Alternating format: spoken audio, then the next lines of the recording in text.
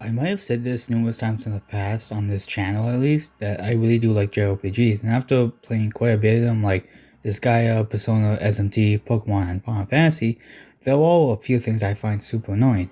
Of course, some of these things don't apply to every JRPG, but I think it's pretty common among a lot of JRPGs, that's why it's a really big trope, but nonetheless, I still find a lot of these super annoying.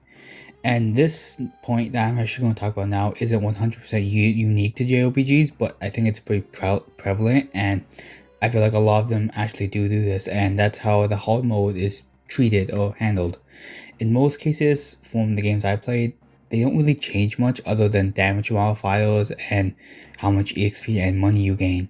Persona 5 does this a little bit differently, where in say something like Merciless, the weakness and technical damage is raised up as well as raising up crit damage, and I think that this mode makes it a little bit more busted. And I was actually playing Persona 5 the Royal, and in this case it actually makes a Kumula's fight a lot easier, which shouldn't even be a thing just because you all on the harder mode, so why is the boss a lot easier?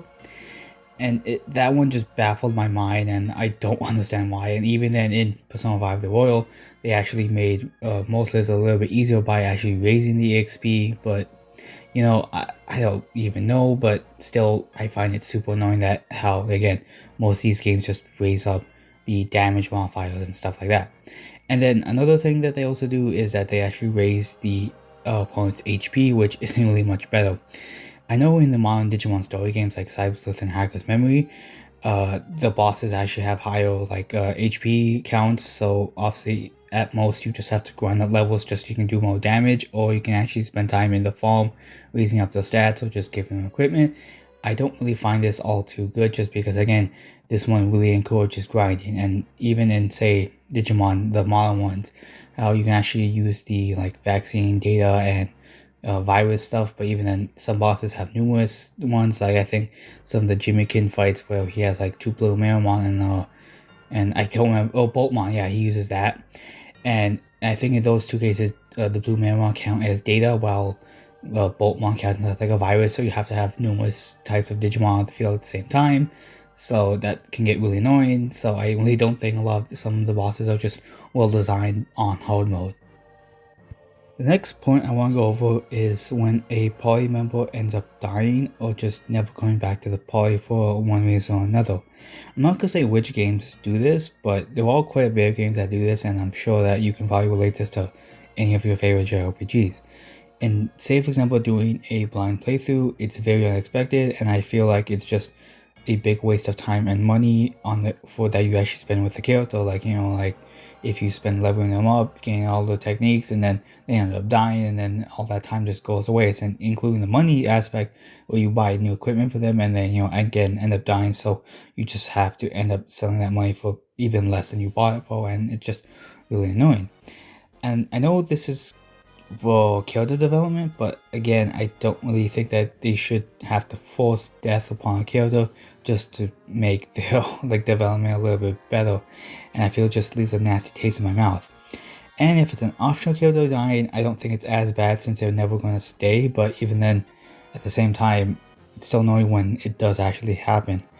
And even then, if you do know the spoiler, like for example if you just spoil online, or say if you're doing a second playthrough, then you could just avoid using that character all too much, which I think that the developers didn't want.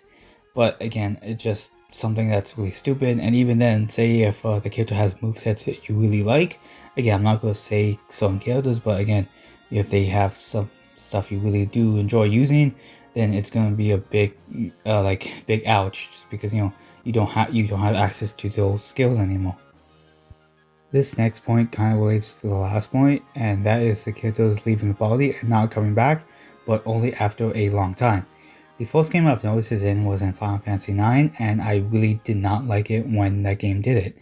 I know it was for plot reasons, but I really wish that when the characters came back, they were matched up to the level of maybe like the highest character you had at the time. And I'm fine with say their abilities not being up to par, but I think having to grind 2 to 3 members at a time just to match up the levels is just really annoying, and I think it just ruins some of the pacing if you really like using those members. And honestly, I just like, for example, like Freya, for example, I really liked using her just because of her abilities.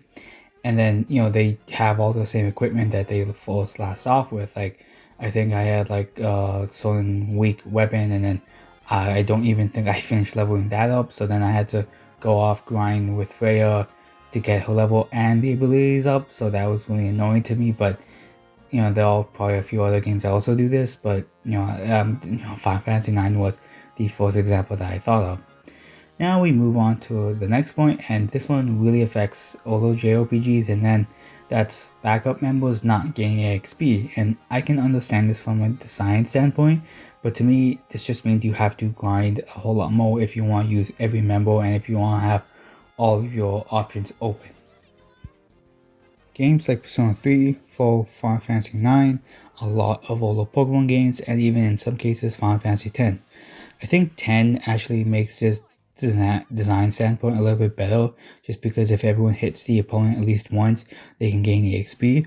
But all the other ones I pointed out really get grindy really fast. In cases like Persona 3, by the time you get to the end of the game, you have 7 team members, and I'm not counting the protagonist in this case. And in this case, you can only have 3 different members on at once, since you can't swap out the protagonist.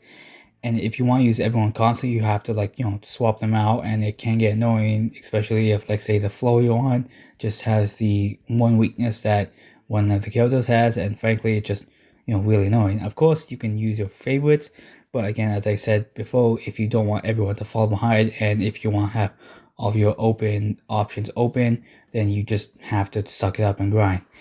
And, there are actually some characters for example, in Persona 3 that I feel a little bit better than some others. Like, for example, Komao is a better version of Junpei just because he can use better fire damage.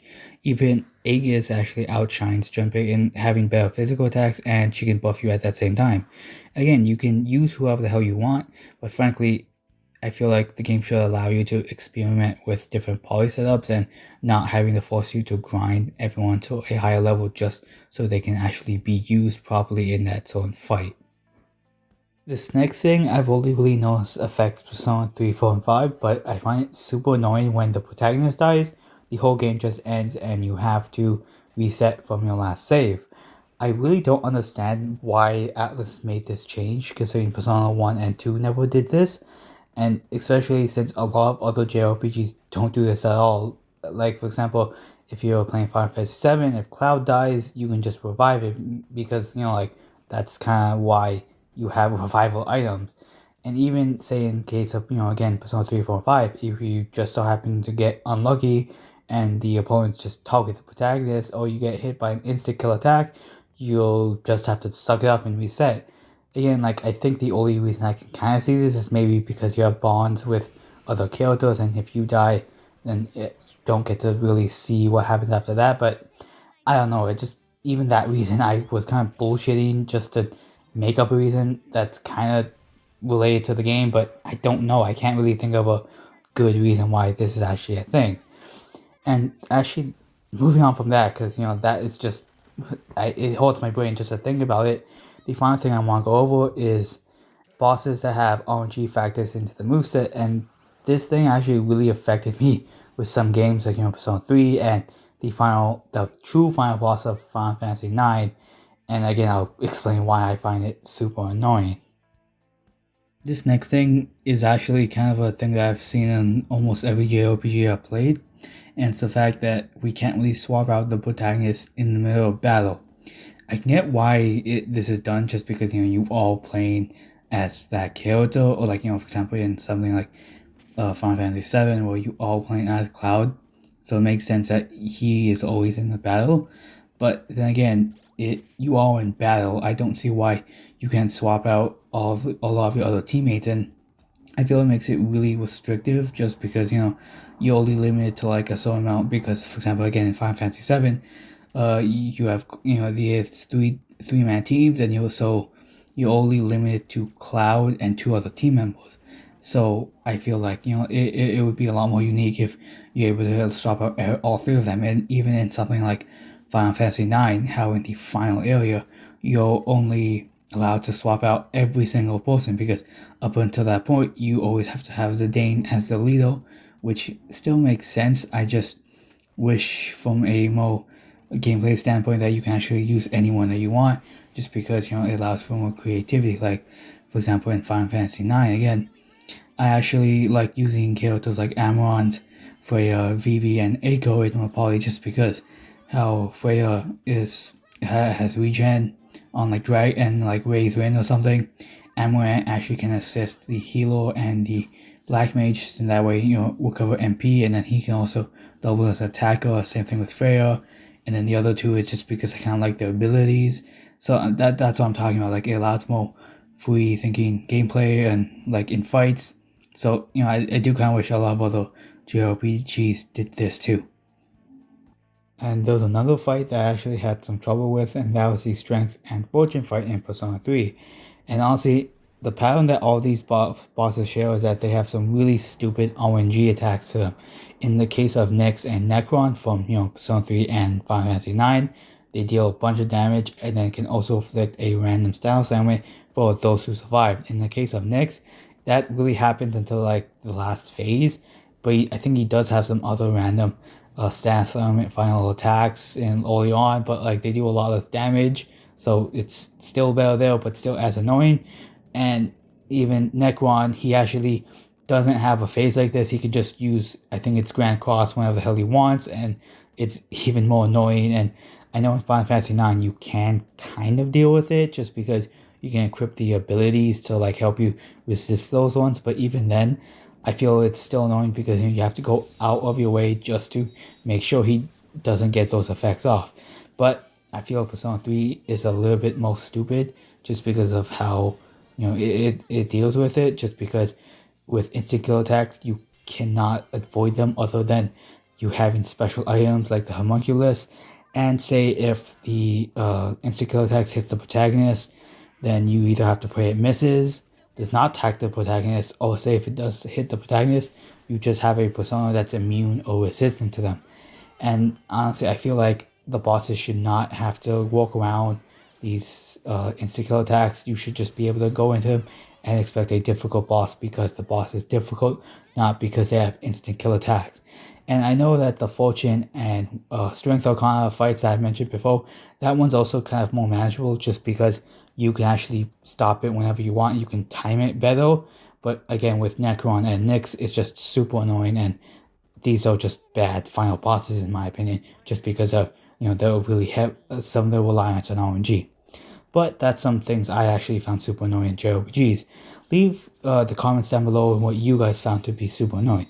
Thank you guys for watching, and then see you guys later.